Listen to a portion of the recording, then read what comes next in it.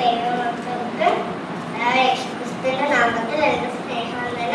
ഞാനിവിടെ പറയാൻ പോകുന്നതാണ് അത്യാഗ്രഹം ആപത്ത്. ഒരിക്കൽ ഒരു സിംഹം വിശന്ന് വരഞ്ഞു വരികയായിരുന്നു. അപ്പോൾ ഒരു മുയൽ മരച്ചുവട്ടിൽ കിടന്നുറങ്ങുന്നു. സിംഹം വിചാരിച്ചു, അയ്യേട്ട ഇന്നത്തെ കാര്യം കുശാൻ സിംഹം വിചാരിച്ചു. അപ്പോൾ ഒരു പുള്ളിമാൻ ഓടുന്നു. സിംഹം വിചാരിച്ചു, മുയലിനേക്കാൾ വലുത് മാനില്ലേ, ആദ്യം മാനിനെ പിടികൂടി തിന്നിട്ട് മുയലിനെ പിടിക്കാം. സിംഹം വിചാരിച്ചു, നല്ല ദിവസം തന്നെ. സിംഹം മാനിനെ പിടിക്കാൻ ഓടിപ്പോയി. മാൻ സർവ്വ ശക്തിയും എടുത്ത് ഓടിപ്പോയി.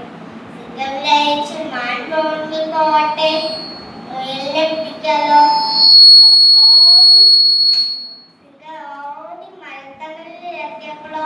അവിടെ മുയലില്ല. മുയൽ നേരത്തെ രക്ഷപ്പെട്ടിരുന്നു. പക്ഷെ കയ്യിൽ കിട്ടിയതിനെ കളഞ്ഞിട്ട് മറ്റതിനെ പിടിക്കാൻ പോയ ഞാൻ ഒരു മണ്ടൻ തന്നെ.